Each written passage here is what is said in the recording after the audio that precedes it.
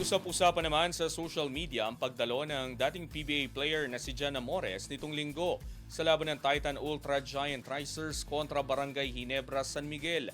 Senyalis na nga ba ito ng pagbabalik ni Amores sa PBA? Ang ibang detalye alamin sa eksklusibong pag-abante ni Jonas Lavarias. Sports Now. Sports Now. Exclusive.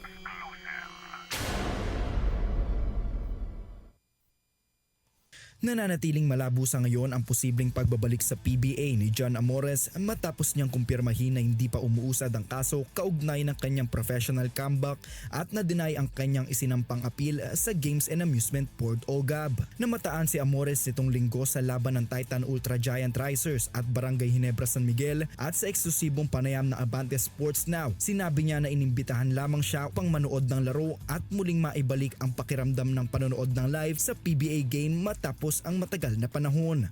Actually, wala pa naman eh.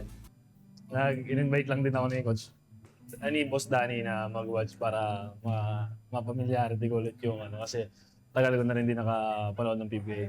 Ayon pa kay Amores, wala pa umanong formal na pag-uusap hinggil sa kanyang pagbabalik sa liga, ngunit hindi pa rin siya nawawala ng pag-asa habang patuloy niyang inaayos ang kanyang lisensya sa GAB. Kaugnay sa nauna niyang pahayag na maghahain siya ng appeal matapos ang bagyo, inamin ng dating Northport player na hindi naging pabor sa kanya ang naging desisyon ng GAB. Ibinahagi rin ni Amores na ang kanyang isinampang appeal ay tinanggihan.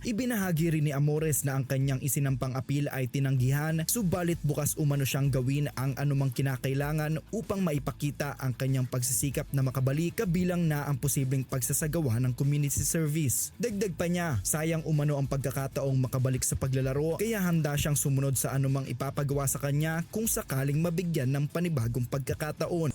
Ayun nga, yung ginawa kong appeal, may na-deny yung ginawa kong appeal.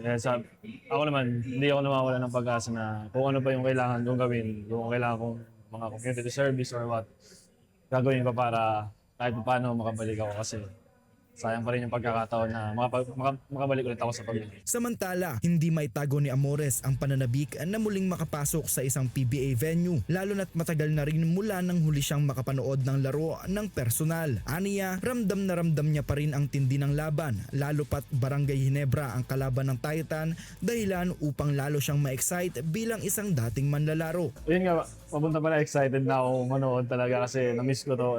Tagal kong di talaga nakapanood, di nakapasok dito. Yung intensity, ito mo, alam naman natin Ginebra yung kalaban ng Titan.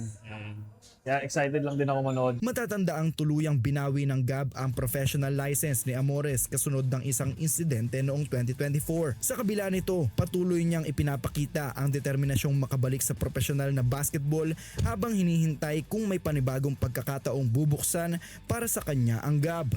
Ako si Jonas Lavarias, Abante Sports, Now na.